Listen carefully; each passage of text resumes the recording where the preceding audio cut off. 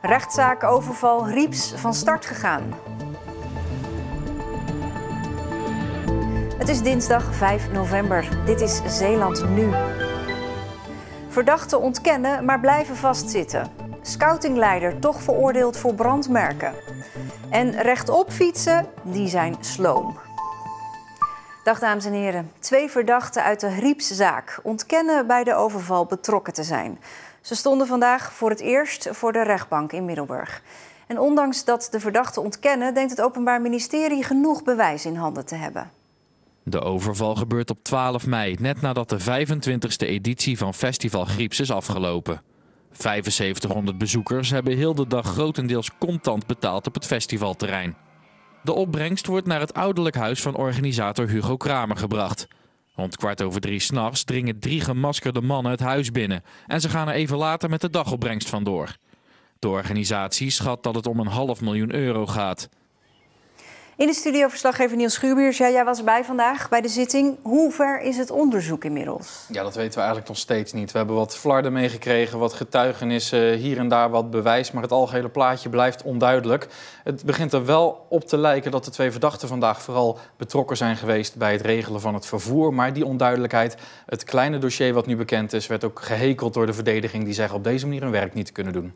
Maar de verdachten blijven toch vastzitten. Waarom is dat? Ja, dat komt omdat de rechtbank het met het Openbaar Ministerie eens is dat het hier om een dusdanig ernstig feit gaat dat ze de zaak niet thuis mogen afwachten. Het is natuurlijk niet niks, het is een hele grote overval geweest. En dat merk je ook bijvoorbeeld aan de organisatie van Grieps. Die waren ook in de rechtszaal aanwezig. En die applaudisseerden ook toen bekend werd dat deze verdachten niet naar huis mochten. En ook als je in Grijpskerken de straat op gaat, merk je gewoon dat het nog leeft.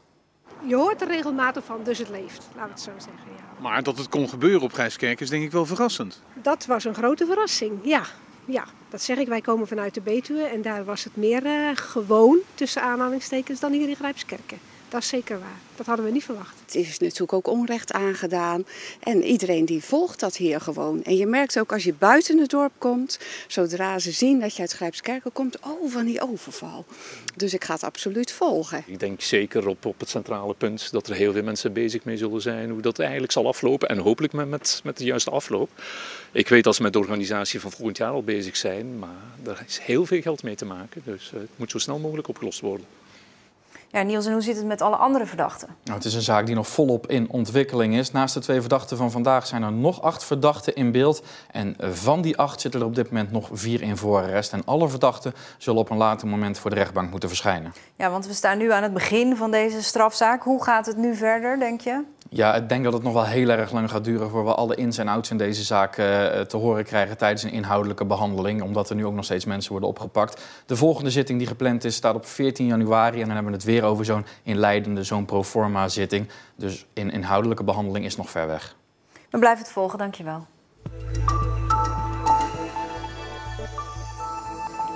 De man die vorig jaar 3 jonge scouts brandmerkte, krijgt toch straf. Het Hof in Den Bosch heeft hem veroordeeld tot een taakstraf.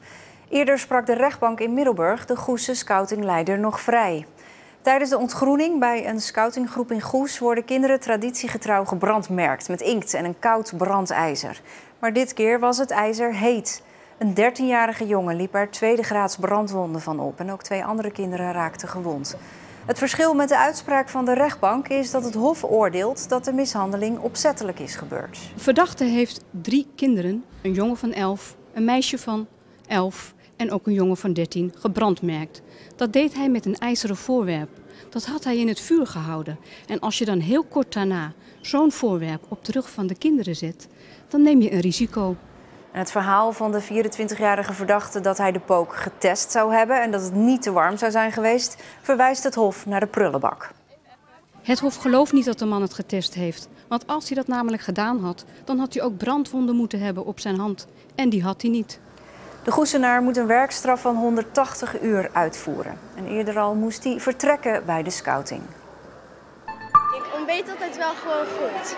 Ik ontbijt thuis zeg maar. 300 leerlingen van het Goesse Lyceum aan de ontbijttafel in de aula van morgen. Door het Nationaal Schoolontbijt moet meer aandacht komen voor gezond ontbijten. Het is goed te ontbijten en dan willen ze hier maar laten zien dat dat zo kan en zo. Je hebt thee, je hebt komkommer, omdat het heel gezond is. En alleen maar volkoren, omdat dat gezonder is dan wit brood. Crackers en tuinkersen en zo. Het is dingen die je nog niet echt gezien had, maar toch wel lekker zijn of zo. De inspectie Gezondheidszorg heeft de Stichting Ouderenzorg Noord-Beveland onder verscherpt toezicht gesteld. Dat geldt voor de locatie Kleienborg in Collijnsplaats, waar cliënten zitten met lichamelijke beperkingen en dementie. In juli vorig jaar vond de inspectie de zorg al onder de maat, maar in augustus dit jaar was de zorg niet verbeterd en zelfs iets achteruit gegaan. De maatregel is ingegaan op 28 oktober en duurt 6 maanden.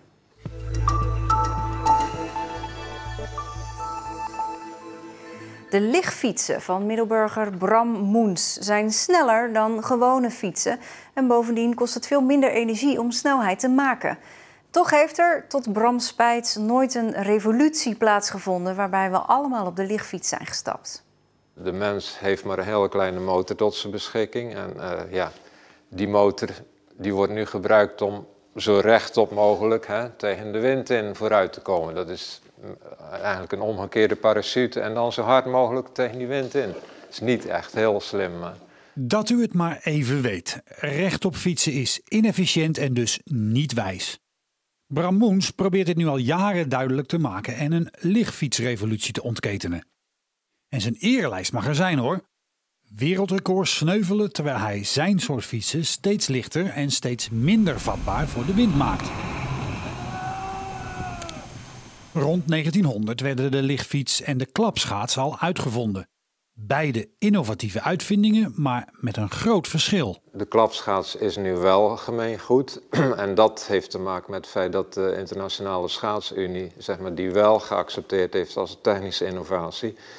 En de lichtfiets die in de jaren 30 ook al alle bestaande snelheidsrecords in handen had, is toen in de ban gedaan door de UCI. Dus worden de grote wielerwedstrijden vanwege de Internationale Fietsunie nog steeds op de langzamere rechtopfiets gereden. En dat is wat de mensen te zien krijgen. Stel dat er elk weekend 10 uur over lichtfietsen iets gedaan zou worden op tv. Ja, dan gaan mensen erover praten en willen ze het ook hebben. Op zijn Zeeuws mokoka. Dat is dus nu niet aan de hand, dus gebeurt het ook niet. Dat nu zelfs ook de jeugd zich meer elektrisch laat ondersteunen op de fiets, gaat voor Moens te ver. Een simpel rekensommetje verklaart het waarom. Als je bijvoorbeeld 25 km per uur op een elektrisch ondersteunde fiets wil halen, dan heb je dus die motor van 250 watt, plus dat de bereidster nog eens 150 watt moet leveren. Dus dat betekent dat er 400 watt voor nodig is. Terwijl als je dus een ander type fiets neemt, dan haal je met maar 80 watt diezelfde snelheid. Dus dat is echt een factor 5 minder voor dezelfde snelheid. De fietsrevolutie die maar niet wil komen. Dat is het verhaal van de lichtfiets. Bram Moens vindt het jammer, maar gaat er niet meer wakker van liggen.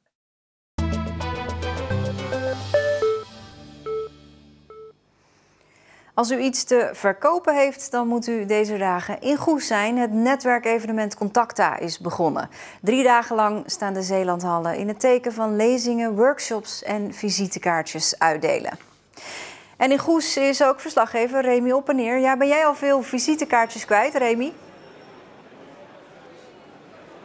Nee, nog niet. Maar goed, we zijn pas een uurtje bezig hier natuurlijk. Hè. Om 4 uur is de Contacta open gegaan. Het begint ook al lekker druk te worden. Om 3:15 ongeveer stonden de eerste echte liefhebbers voor de deur om maar als eerste binnen te zijn. En er is natuurlijk al een paar dagen hard gewerkt, hè, want er zijn 3 grote hallen gevuld met allerlei stands. En dat duurt nog wel even natuurlijk voordat je die allemaal gevuld hebt, al die hallen. Dagenlang hebben de bouwers hard gewerkt om alles op de Contacta op tijd klaar te hebben. Dus ook de mensen van grafisch bureau Goes. Voor hen is de Contacta een belangrijk evenement. We hebben het heel erg druk. We bouwen dit jaar 36 beursstands, dus dat is een hele klus. Afgelopen vrijdag zijn wij om 7 uur begonnen in de Zeelandhallen met 19 collega's. Dus dat is inderdaad een hele klus. De stands zijn gebouwd van een bijzonder materiaal. Geperst karton van 1,5 centimeter dik. Het materiaal is recyclebaar. Dus goed voor het milieu en het is herbruikbaar. Ook als de stands eenmaal opgebouwd zijn, kunnen ze het jaar daarna de stand nog een keertje gebruiken. Met 35 stands profiteert het Zeeuwse bedrijf dus flink van de Contacta. Maar de Zeeuwse beurs is niet het enige evenement waar ze stands voor bouwen. We hebben in Brussel gebouwd, maar ook in München en in Keulen. Dat zijn grote klussen. Onze jongens gaan dan 3 dagen om te bouwen. We hebben ook in Amsterdam gebouwd, Hardenberg. We zitten eigenlijk door heel Nederland, maar eigenlijk internationaal ook. In totaal zijn er 350 bedrijven aanwezig op de Contacta. Ja, Remy, er is ieder jaar een thema op de Contacta. Dit jaar is dat The Next Step. Waar staat dat voor? Ja, deze man hier achter me die staat er eigenlijk voor, althans symbolisch. De Next Step wordt gezien als dat het beter gaat met de economie in Nederland en dus ook beter met veel van de bedrijven die hier staan. Dus ze zijn klaar voor de volgende stap in hun ontwikkeling. En ja, zo heeft de ontwikkeling van de beurs zelf ook niet stilgestaan natuurlijk. Er zijn allerlei nieuwe wandelroutes bedacht hier door de Zeelandhallen. Er zijn routes bedacht speciaal om bijvoorbeeld gadgets te scoren. Dat is ook altijd heel belangrijk voor heel veel mensen. Maar de man die daar alles van af weet, die staat hier naast me. Perry Kentin, organisator van de Contacta. Nieuwe wandelroutes, waarom was dat nodig dit jaar? Nou, we hebben eigenlijk de laatste jaren heel veel aandacht gegeven aan het programma met sprekers en workshops. En ik vond eigenlijk zelf ook dat er te weinig uit de vloer kwam soms. Hè? Dus in de vloer bedoelen wij dan mee de standhouders. Dus we hebben alle standhouders opgeroepen om een actie te houden op hun stand. En die acties hebben we in kaart gebracht. En die proberen we nu via social media en online zeg maar, heel duidelijk bij mensen te geven. En we hebben een mooi programmaboekje gemaakt waarin ze echt routes kunnen lopen. Jullie willen natuurlijk ook die next step maken, dat zoals jullie thema genoemd is. Hebben jullie bijvoorbeeld een aantal bezoekers in jullie hoofd dat jullie dit jaar hopen te bereiken? We hebben gemiddeld genomen altijd 24.000 bezoekers en soms een beetje meer en soms een beetje minder. De trend is wel, dat zien we dus ook in de registraties vooraf, dat het eigenlijk nu wel iets meer zou kunnen zijn als die 24. Maar ja, dat is altijd een beetje afhankelijk van of iedereen het goed kan vinden en of het regent ja of nee. Dus dat weten we niet precies. Het is 3 dagen. Waar kijkt u zelf het meeste naar uit? Ik vind altijd het programma natuurlijk boeiend, maar ook wel alle borrels. En je ziet ook wel, heel veel mensen kennen elkaar natuurlijk toch in Zeeland. En dat is ook wel gewoon het doel van gewoon überhaupt deze beurs. Heel Zeeland bij elkaar brengen, alle eilanden, alle steden, allemaal op 15.000 vierkante meter. En dat iedereen elkaar ziet en elkaar ontmoet. Een groot netwerkevenement dus, Mirjam. Je hoort het. Om 4 uur is het begonnen hier en het gaat nog tot en met donderdagavond door, de Contacta van dit jaar. Dankjewel. Het was een bewolkte dag vandaag met heel af en toe een gaatje voor de zon. Het werd 11 graden. Morgenochtend valt eerst nog wat lichte regen. Daarna blijft het een tijd lang droog, als het goed is. Maar de zon is weer ver te zoeken.